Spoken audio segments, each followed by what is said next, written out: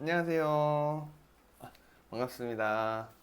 지금 인스타하고 유튜브하고 같이 하고 있어요. 네. 안녕하세요. 계속 인사하니까 인사 좀 그만하라고. 영어책 읽기 할 때, 혹시 영어 공부할 때 힘드셨다거나 영어책 읽기 할 때 뭐 힘든 거 있으면 이제 이렇게 질문 남겨주시면 제가 또 바로 답변을 드리고요. 오늘의 주제가 영어 원서 읽기를 통해서 영어 레벨업 하는 것과 그 다음에 영어 단어를 어떻게 만들면 될지에 대해서 말씀을 드리려고 합니다. 일단 영어책 읽기 관련해서는 질문이 들어오면 좀 이렇게 맞춰서 해보도록 하고요. 네. 이제 영어 단어 만들기. 영어 단어를 만들 때 이제 기본 조건이 있어요. 여러 가지 조건 중에서 우리 아이들이 성장을 해서 커나가는 것처럼 한글을 들으면서 엄마 아빠 말을 들으면서 이제 아이들이 잘하는 것처럼 영어도 똑같이 해줄 수 있으면 좋은데 저희가 그렇게 하기가 실제 힘들잖아요. 그래서 어떻게 하면 좋을지를 생각을 해보면 우선 아이들이 많이 들을 수 있게 해줘야 돼요. 이 귀가 열려야 되니까 귀가 영어에 적응이 돼야 되잖아요. 그 다음에 영어 단어를 만들 때 아주 쉬운 단어부터 만들면 좋은데, 네, 영어 단어를 만들 때 항상 고민이지 않으세요? 이제 아이들이 한 초등학교 3, 4학년? 그 정도 되면 영어 단어 외우는 거 힘들어하고, 그 다음에 좀 잘 안 하려고 하고, 그 다음에 이제 학원을 다니면 학원 숙제 때문에 좀 스트레스 받고, 어머님도 그걸 만들어야 되니까 또 숙제해서 보내야 되니까 또 그것 때문에 아이들이랑 트러블이 생길 수도 있고, 또 이제 뭐 집에서 영어책 읽기를 하거나 집에서 영어 단어를 만들 때도 그냥 시중에 있는 단어장을 사서 해야 되는지 이제 발췌를 해서 해야 되는지 뭐 여러 가지 생각들이 많으실 것 같아요. 안녕하세요. 인사를 지금 이제 그만하라고 하는데 저는 이렇게 자꾸 인사를 하고 싶어요. 반갑습니다. 오, 유로마마님. 안녕하세요. 잘 보고 있습니다. 인스타로. 네, 반갑습니다. 오늘 그 영어 단어 만들 때 가장 아이들이 쉽게, 그러니까 영어책도 거의 대부분 똑같이 돼 있는데요. 그 영어 단어 만들 때 가장 아이들이 처음에 들을 수 있는, 그러니까 공부할 수 있는 단어가 뭔지 한번 고민을 해보면 big and small 정도가 있을 것 같아요. 그러니까 크고 작고, 그러니까 아이들도 뭐 엄마 아빠 마미 데디 한 다음에 어떤 단어들을 습득을 하기 시작을 할 때 아이들한테 좀 필요한 거, 그러니까 뭐 먹다 이런 단어가 될 수도 있고 한데, 중요한 거는 우리가 기초 영어 단어가 뭐 초등학교는 800단어, 그 다음에 뭐 중학교는 3000단어 정도 된다고 하는데, 그러니까 단어장으로 학습을 하는 것보다 이제 영어 원서를 읽으면서 단어 학습을 하는 게 가장 좋은데, 또 그것보다 더 좋은 거는 실생활에서 영어 단어를 같이 만들어가는 게 가장 좋긴 하겠죠. 네. 그렇죠. 3학년, 4학년, 1, 2학년 때는 아이들이 대부분 단어 외울 때 힘들어 하지 않아요. 왜냐면 1, 2학년 때 배우는 영어 단어가 대부분 내가 일상생활에서 뭐 볼 수 있는 단어들을 영어로 배우기 때문에 힘들지 않거든요. 그리고 뭐 영어 원서 읽기를 하거나 학원을 다닌다고 하더라도 그때 듣는 영어 단어 자체가 충분히 좀 들을 수 있는 말들이죠. 의미 자체도 그렇고, 그래서 외우는데 힘이 들지 않아요. 근데 이제 3학년, 4학년 정도가 되면 이거 뭐야? 내가 좀 처음 보는 한글 뜻도 좀 처음 보는 그런 단어들을 아이들이 이제 공부를 하게 되죠. 그러면서 이제 단어가 싫어지기 시작을 하고 스펠링 철자의 개수가 좀 많아지기 시작하면서 또 싫어하게 되는 그런 게 있는데, 일단 이제 우리 아이들을 영어 단어 만들 때 이제 기본적으로 영어는 영어대로 생각을 하게 해주는 게 제일 좋으니까 기본적으로 아이들한테 처음에 넣어주면 좋은 단어가 이제 color 정도 넣어주고, 그 다음에 big and small 정도가 아이들 머릿속에 자리를 잡은 다음에, 그 다음에 이제 기본 명사형이잖아요. color나 이제 big and small 같은 거 형용사 이런 거 기본 단어가 자리 잡은 다음에, 그 다음에 이제 동사에 대해서 아이들이 의미를 좀 받아들이기 시작하려고 이제 준비를 하기 시작을 해요. 머릿속에서. 그러면서 이제 문장을 듣기 시작하고 문장을 따라하려고 하는 그 순간에도 어휘는 계속 생기잖아요. 근데 이제 중요한 게 그 우리가 자꾸 한글로 바꾸려고 하는, 해석을 시키려고 하는 그런 습관이 있으면 조금 힘들어요. 왜냐면 그 수많은 영어 문장하고 영어 단어들이 있는데 그 영어 문장과 단어들을 항상 한글로 바꾼다고 하면 그것 또한 아이들 입장에서는 일을 하는 것과 비슷한 느낌을 받을 수 있어요. 그래서 이제 영어를 영어 있는 그대로 해줄 수 있게 해주고, 그다음에 big 또는 small, 그 다음에 color, 뭐 red, 아이들 가장 뭐 빨리 배울 수 있는 게 red, green, blue, 뭐 white and black 뭐 이 정도 한 다음에 이제 그런 색깔에 대한 이미지가 아이들 머릿속에 들어갔으면 이제 그 다음부터 기본적인 이제 동사가 이제 만들어지기 시작을 하죠. 그래서 다양하게, 그러니까 우리가 주로 쓰이는 영어 단어들이 뭐 동사 같은 run 같은 경우도 그렇고 뭐 달리다, 그 다음에 뭐 take나 get 같은 경우도 굉장히 다양하게 쓰입니다. 이렇게 다양하게 쓰이는 이유가 그만큼 많이 쓰이기 때문에 그렇고, 또 그것과 같이 쓰일 수 있는 영어 단어들이 달라붙는 게 많기 때문에 그렇잖아요. 그러면 우리가 그런 영어 단어를 들으면서 아이들도 문장을 통해서 그런 걸 습득을 할 수 있게 해주면 좋고요. 그 다음에 이제 우리 머릿속에서 아이들이 영어 단어가 만들어질 거 아니에요. 그러면 예를 들어서 우리가 뭐 먹다 라는 단어를 알아야지 식사하다, 점심을 하다, 뭐 이렇게 단어들이 확장되면서 외워질 수가 있는 거거든요. 그래서 이제 제가 예를 들어서 하나 이렇게 준비를 해봤는데, 이제 이렇게 보이실까요? 이런 식으로 될 생각이 되면 좋아요. 이렇게 그러니까 대부분의 영어 원서도 그렇고 아이들이 배우는 텍스트북이나 뭐 교재들도 대부분 비슷하게 이제 영어 단어의 레벨이 올라가는데, 이런 형식으로 아이들이 영어 단어가 머릿속에 들어간다고 생각하면 굉장히 이제 저희가 이해가 편해집니다. 예를 들어서 yellow가 들어갔으면, 노랑이란 단어가 아이들한테 들어갔으면, 그 다음에 이제 과일 관련해서 레몬, 바나나 정도를 아이들이 배울 수가 있겠죠. 그러면 어머님들도 집에서 영어 단어를 만들 때 뭐 이렇게 문장을 통해서 하는 것도 좋지만, 처음에 머릿속에 아이들이 가장 달라붙기 쉬운 게 명사형이거든요. 명사의 단어들이 달라붙고 나서 그 다음에 동사가 아이들이 이제 구현을 할 수 있는 힘이 생기기 시작을 하는 건데, 그러면 이게 이제 그 시멘틱스죠. 시멘틱스, 그러니까 의미론의 네트워크, 머릿속에 있는 네트워크들을 연결하는 방법이거든요. 그러니까 영어 단어를 단어장으로 외울 때, 특히 초등학교 3, 4, 5학년들은 단순 암기를 하는 게, 그러니까 학습력이 뛰어난 아이들은 그렇게 해서 외울 수가 있는데, 그게 이제 생각보다 많이 힘들어지는 거죠. 영어 단어를 암기하는 게. 왜냐면 좀 괴리가 생기니까, 내가 실제 사용하는 단어와 내가 공부하는 단어, 이게 아이들 머릿속에서 이게 분리가 돼요. 그러면 공부하는 단어와 그 다음에 실생활 단어가 아이들 머릿속에서 이제 분리가 되면서 영어 단어 암기가 힘들어지는 거니까, 처음에 영어 원서 읽기로 체계적으로 영어 어휘를 만들어 가는데, 중요한 거는 yellow를 배우고 과일 관련된, 노란색 관련된 과일을 한번 살펴보게 하고, 또 노란색 관련된 새를 찾아보고, 그 다음에 뭐 노란색인 뭐 택시나 뭐 스쿨버스 등을 아이들과 함께 찾아보는 거죠. 색깔 하나로 아이들한테 파생시켜 줄 수 있는 영어 단어의 체계가 이제 머릿속에서 네트워크가 만들어지는 겁니다. 그래서 영어 단어를 아이들과 접근을 할 때 처음부터 막 이렇게 너무 많은 거를 하려고 하는 것보다 차근차근 만들어 간다는 생각으로, 주위에서 우리가 흔히 볼 수 있는 명사형의 단어를 만들어 주고, 그 명사형의 단어를 활용을 해서 동사형을 만들어 주면 좋죠. 단어를 외울 때 너무 이렇게 학습적으로 다가가는 것보다 좀 더 재밌는 활동을 할 수 있으면 좋고요. 그 활동도 우리 머릿속에 명사형 다음에 명사를 활용한 동사, 이 순서대로 된다는 걸 조금 이해를 하시면 훨씬 더 영어 단어 외우는 거에 대한 부담이 좀 내려갈 수 있어요. 왜냐면 우리나라 말을 배울 때 그 동사 먼저 이렇게 말하려고 하지 않잖아요.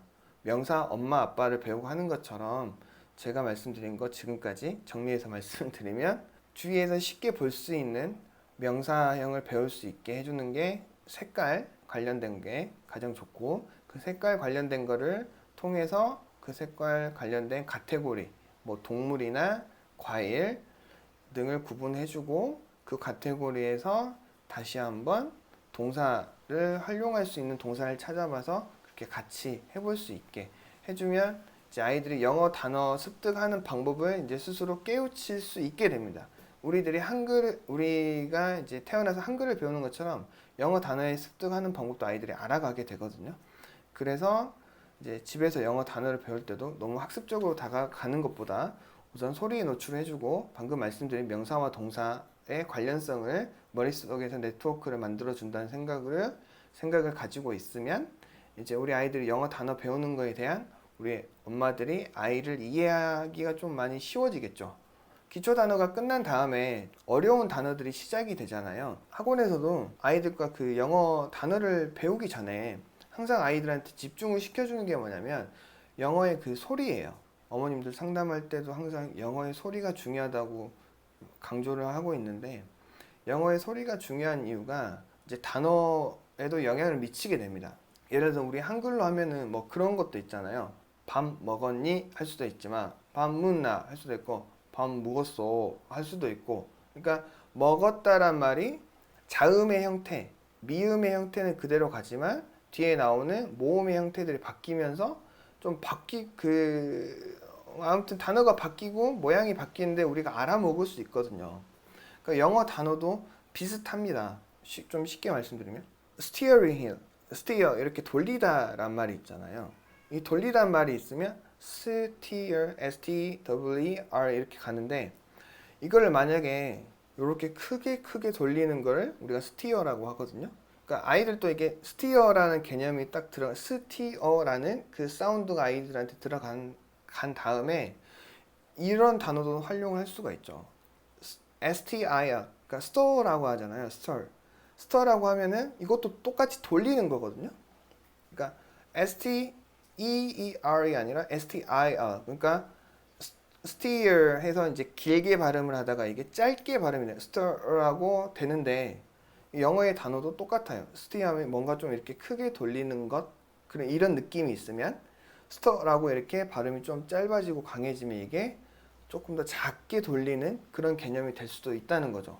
그러니까 영어 단어를 이렇게 우리가 열심히 외워서도 좋지만 그 언어의 체계나 사운드의 체계, 영어의 소리를 활용해서 영어 단어를 배우면 정말 쉽게 재밌게 배울 수 있는 것들이 너무너무 많습니다. 그래서 오늘 이제 말씀드렸던 게 뭐 스티어도 있고 스터도 있고 그다음에 좀 고정관념일 수도 있는데 이제 저희가 어렸을 때 어근 공부를 많이 하잖아요.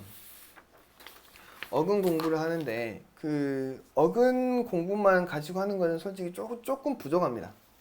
뭐 접두접미를 활용해서 어떤 re가 들어가면 다시란 말이 있는데 그러니까 어근만 가지고 공부를 하게 되면 이제 어근만 가지고 공부하는 것도 재밌게 할 수는 있는데 조금 어려울 수 있어요. 근데 어근 플러스 영어의 소리를 활용을 하면 어떤 소리가 내 머릿속에 기억이 되면 되게 그 소리에 따른 상황과 이미지들이 막 떠오르게 돼요. 영어 소리도 비슷해요. 만약에 텐트나 텐스라는 그 텐스트는 좀 비슷한 발음이 있잖아요. 이제 그런 사운드가 들어가면 일단은 조금 어떤 기분이 드냐면 머릿속에서 어떤 느낌이냐면 이게 좀 팽팽한 그런 분위기를 가진 그런 느낌을 가진 단어가 이제 텐트예요. 텐트와 텐스인데 이렇게 텐트와 텐스의 관련성을 아이들이 이제 깨우치게 해주는 거죠.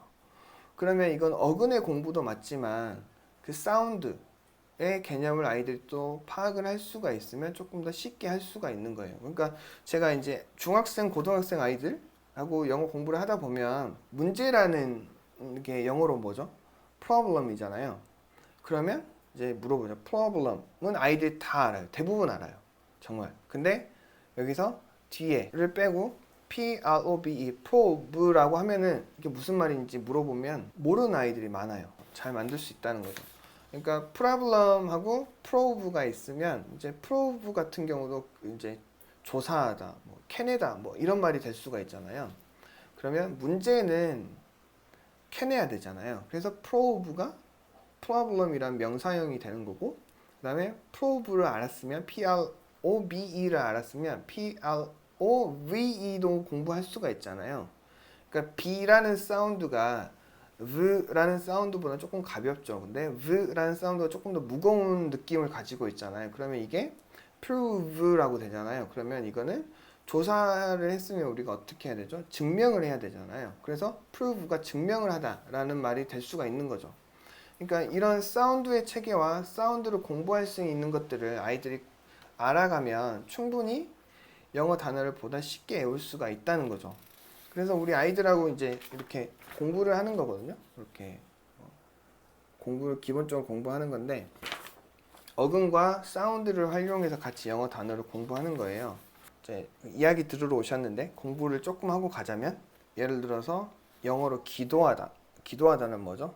pray라고 하죠. 그럼 pray인데 예를 들어서 prey라고 바꾸면은 이게 pray는 또 어떤 말일까요?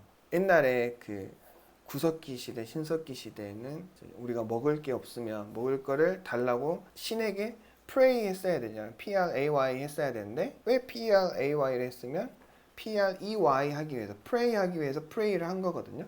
그러면 이제 prey는 뭐예요? 수렵 채집하다. 그러니까 뭐 이렇게 먹이를 구하다 뭐 이런 말이 될 수가 있어요. 영어 단어의 소리를 활용을 해서 영어 단어를 암기를 하고 어근을 활용해서 공부를 하면 충분히 쉽게 할 수 있다는 거죠. 이야기 들으러 오셨다가 괜히 제가 단어를 좀 어렵게 말을 한 걸 수도 있을 것 같은데 좀 이해를 해주시고요. 혹시 내 아이에 궁금한 점이 있거나 또 제가 알려드릴 사항이 있으면 질문해 주시면 또 제가 답변을 드려보도록 할게요.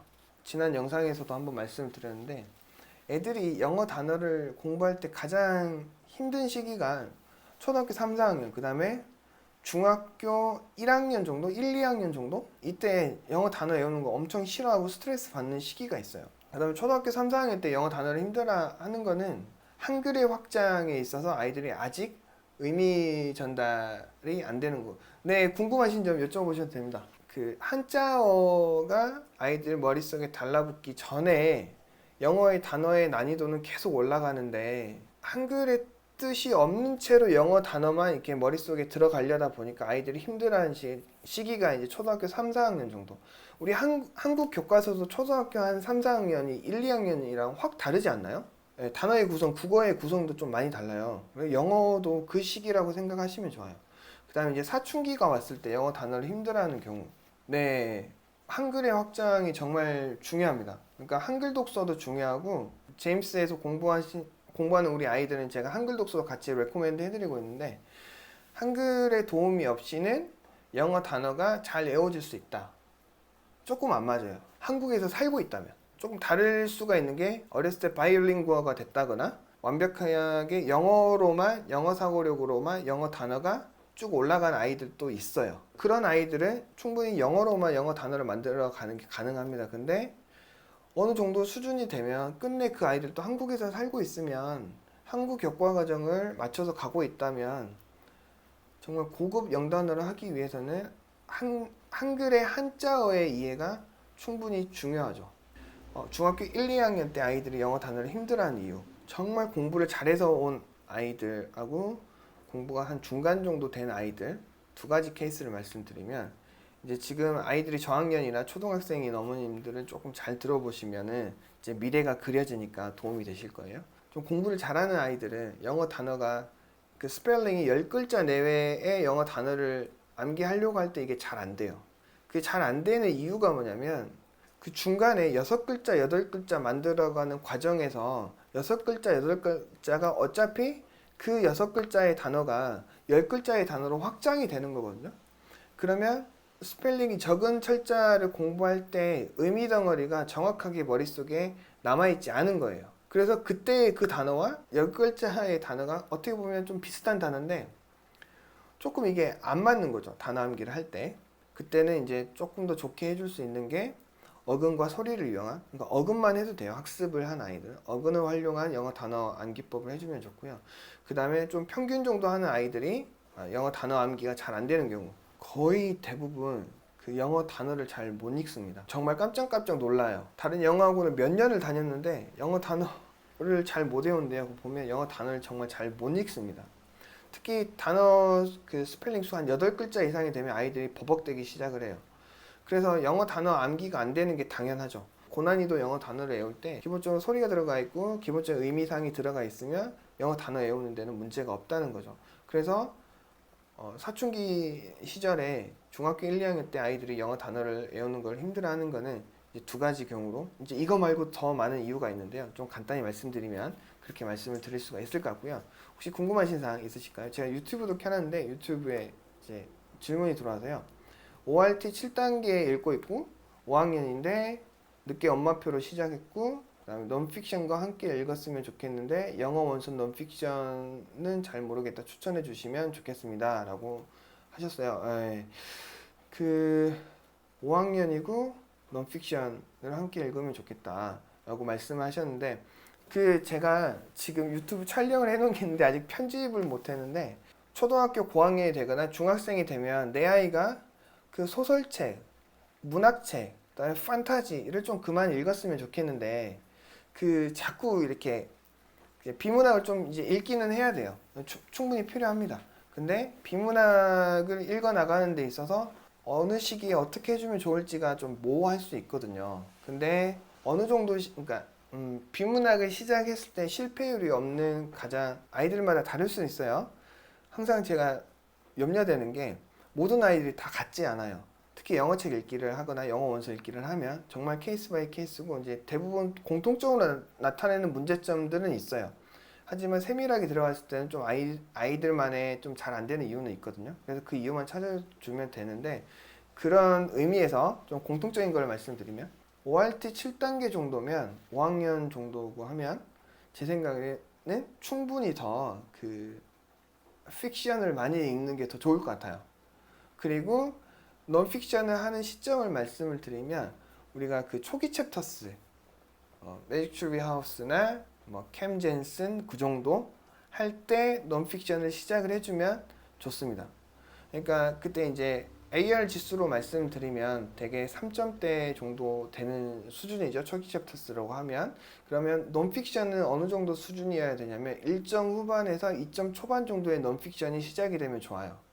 근데 그때 아이들한테 논픽션이 시작이 될 때 점수 차를 주는 거죠. 그 레벨 차이를 두는 거죠. 레벨 차이를 둬서 아이들이 논픽션 하는데 좀 쉽게 접근할 수 있게 해주면 좋은데 그때 이제 좀 추천을 드릴 수 있는 게 아마 검색을 조금만 해보시면 알 수가 있을 거예요. 제가 자세히 이제 책 제목이나 시리즈를 말씀드리는 건 좀 그럴 것 같고 이제 주로 그런 책들이 있습니다.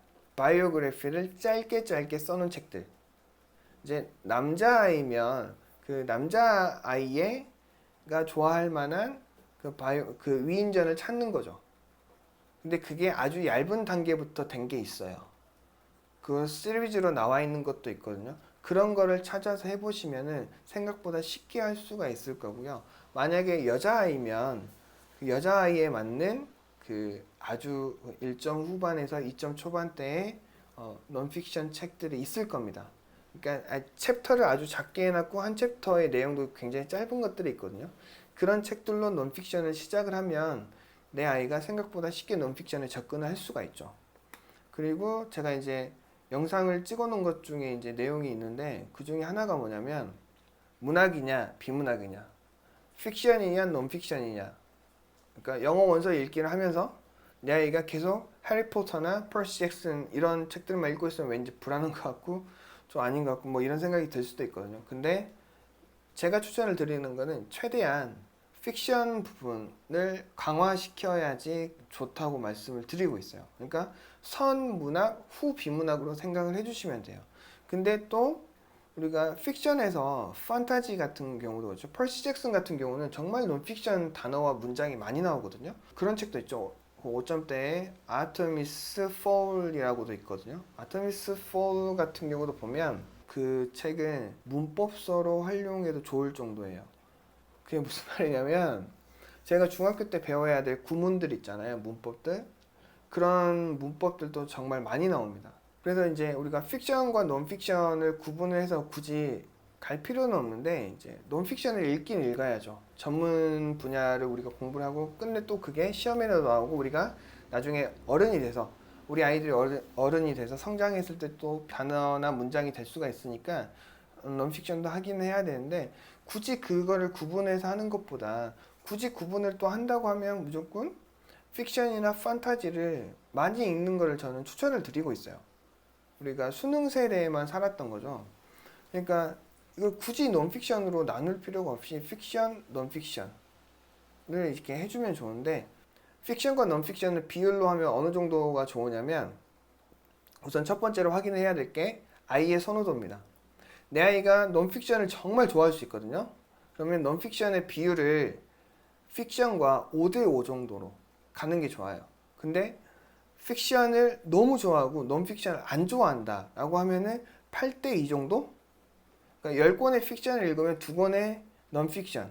근데 픽션은 이게 논픽션을 좋아하는 아이들의 선호가 8대2로 가지 않는 이유가 뭐냐면, 논픽션을 좋아하게 되면 제가 그동안 경험했던 것 중에 가장 큰 아이의 단점이 하나 생기게 돼요. 그 단점이 뭐냐면 300페이지 정도의 영어책을 읽어야 된다. 그러니까 논픽션을 좋아하고 논픽션에 강화가 된 아이들은 300페이지의 영어책을 펼쳐볼 생각을 못하게 됩니다. 그래서 논픽션을 좋아하는 아이들도 우선 픽션에 무게를 둔 상태에서 한 반반 정도의 비율로 가면은 아이들이 픽션과 논픽션 놓치지 않고 다 잘 할 수가 있고요.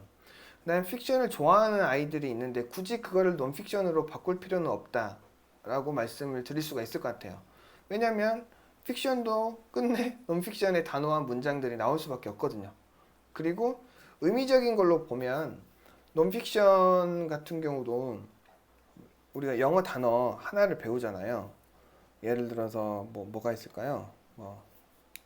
intense, extense를 배우면 그 단어를 배울 때 단어장으로 배운 거, 그 다음에 수능 지문에서 배운 거, 논픽션, 그러니까 얇은 논픽션 서적에서 배운 단어 의미가 그 책에 더 많이, 그 지문에 더 많이 설명이 되어 있을까요? 아니면 만약에 픽션에 intense나 extense라는 단어가 나왔을 때 그 intense와 extense를 설명해 주는 풀이가 더 많을까요? 당연히 픽션이 훨씬 더 많아요. 근데 픽션에 논픽션의 단어가 나옴으로써 픽션에서 충분히 아이들이 영어 단어의 이해를 높여갈 수가 있거든요. 근데 논픽션만 너무 이제 고학년이 되면서 중학생이 되면서 고등학생이 되면서 논픽션만 이렇게 너무 비중을 두게 되면 조금 애매한 경우가 생겨요. 그 애매한 경우는 정말 분량의 한계가 생긴다는 거죠. 그래서 픽션 위주로 독서를 만들어 가시는 게 가장 좋고요. 한글도 마찬가지입니다. 수능 독해 하잖아요. 그 비문학 같은 경우는 제가 우리 참 드릴 말씀이 많은데, 그 픽션과 논픽션에 있어서 우리가 차이점을 알아야 돼요. 제가 조만간 유튜브 영상 편집해서 올려드릴게요. 그거 꼭 시청 바랍니다. 좋아요도 구독도. 네. 픽션과 논픽션의 차이가 뭐냐면 숫자가 있잖아요. 1, 3, 5, 7, 9 다음에 어떤 숫자가 나올 것 같으세요? 1, 3, 5, 7, 9가 나왔으면 다음에 11, 13, 15가 나올 것 같잖아요. 이게 논픽션이에요. 픽션은 1, 3, 5, 7, 9 나온 다음에 뭐가 나올까요? 알 수가 없어요. 이 알 수 없는 게 또 재미이기도 하죠. 반전이 있고. 그러면 1, 3, 5, 7, 9, 11, 13을 읽어간 아이와 1, 3, 5, 7, 9 다음에 15가 나올지 21이 나올지 모르는 상태로 읽어가는 아이와 나중에 고점에 갔을 때 추론하고 이해해내고 다음에 어떤 내용이 나올지를 생각해낼 때 어떤 아이가 더 강할까요? 당연히 1, 3, 5, 7 다음에 어떤 게 나올지 모르는 상태에서 그 다음을 예측하는 아이가 충분히 영어 독서나 한글 독서, 그리고 문장과 문단, 그리고 글을 이해하는 능력이 훨씬 더 높지 않을까요?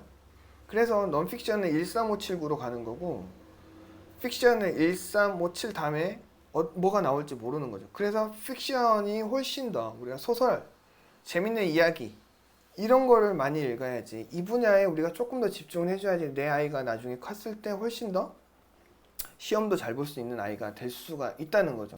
판타지 보는 거를 좀 싫어하시는 시기가 생겨요. 트와일라이트 같은 경우 다 보셨죠? 트와일라이트 보면은, 근데 중학교 여학생이 그걸 읽는다면 왠지 좀 이게 좀 꺼려지거든요. 근데 절대 걱정 안 하셔도 돼요. 아이가 그런 텍스트를 통해서 그런 스토리를 접하는 것과 영상을 통해서 접하는 거는 정말 차이가 큽니다. 그 트와일라이트 같은 경우도 그 논픽션의 단어가 얼마나 많이 나와요. 정말 많이 나오지 않나요?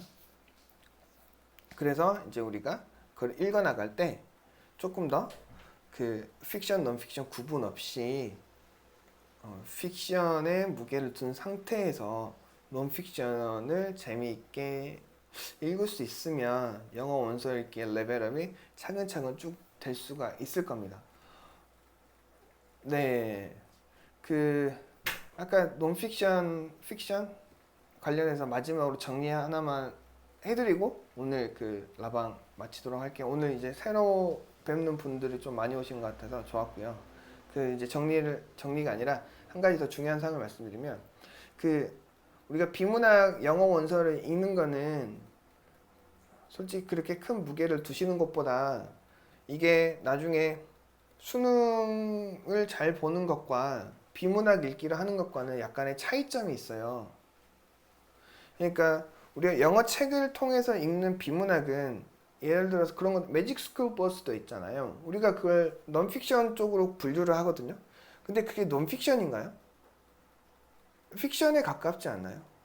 그러면 우리가 생각하는 넌픽션이라고, 그러니까 우리는 그렇게 아마 생각을 하고 있을 거예요. 비문학 지문하면 시험에 가깝다라고 생각을 하고 있어요. 그래서 그 구분이 조금 돼야 됩니다. 그러니까 넌픽션도 스토리 위주로 된 넌픽션이 많고요. 그 다음에 우리가 생각하는 비문학 넌픽션이 시험에 가까운 넌픽션이라고 하면, 시험에 가까운 넌픽션은 좀 무게중심을 많이 두실 필요는, 특히 뭐 초등학교 때는, 이제 중학교 되면 수능 공부를 해야 되니까 초등학교 때는 그쪽에 무게중심을 많이 두시는 거는 조금 비추합니다.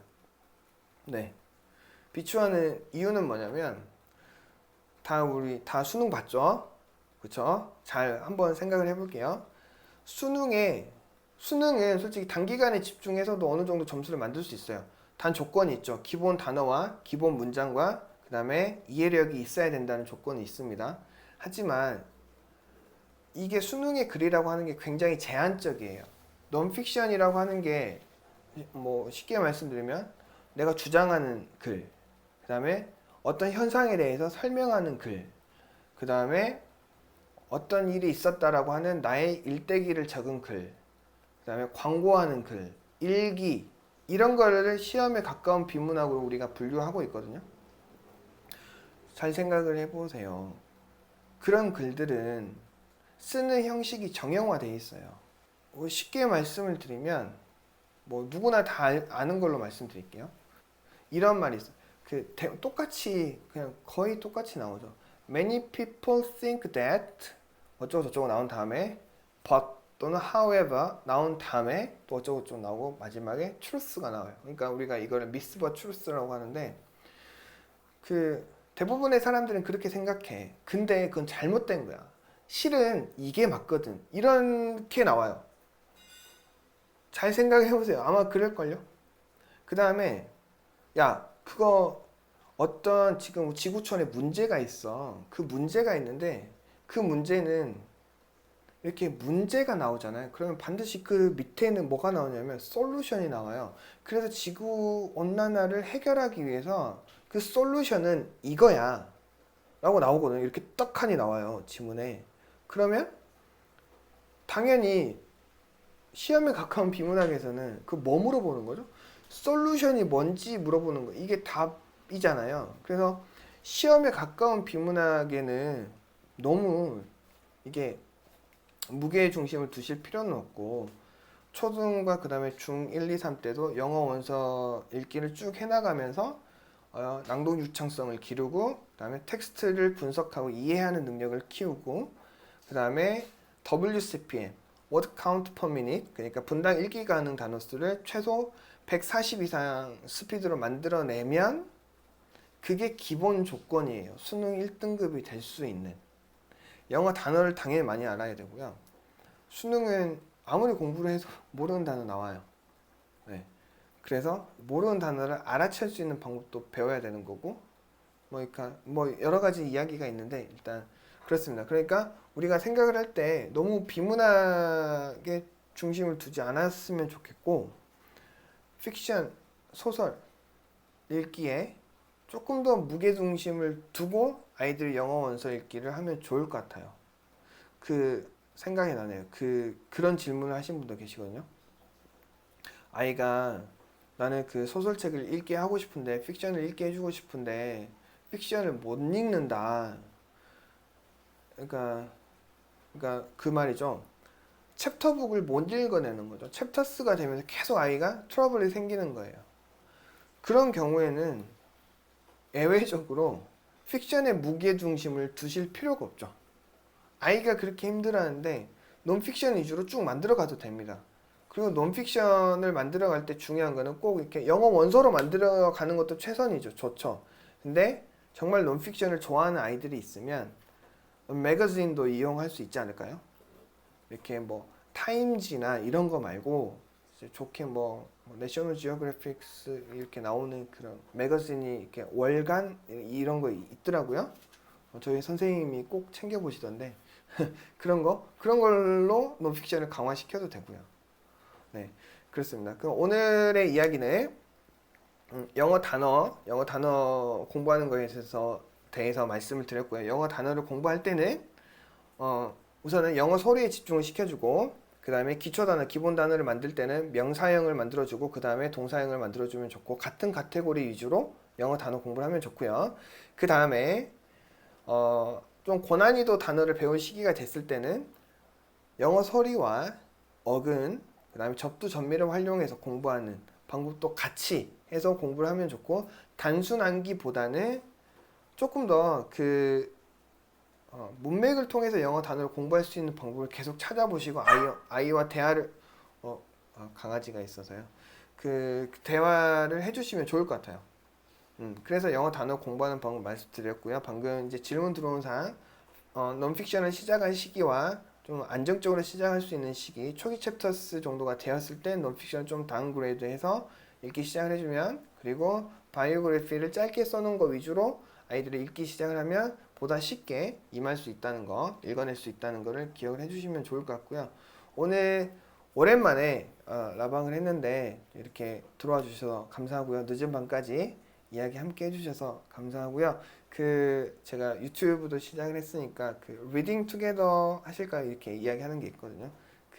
리딩 투게더 검색하셔서 이렇게 많은 영상도 봐주시고 하면은 좋을 것 같고요. 인스타 통해서 어머니들과 커뮤니케이션을 많이 하고 있거든요. 그래서 인스타 DM을 통해서 질문 주시면 또 제가 영상도 만들어서 올려드리고 하도록 하겠습니다. 그러면 오늘의 라방은 여기서 마치도록 하고요. 다음 라방 때도 또 뵙도록 하겠습니다. 네, 바이바이. 감사합니다. 리딩 투게더 하실까요? 네.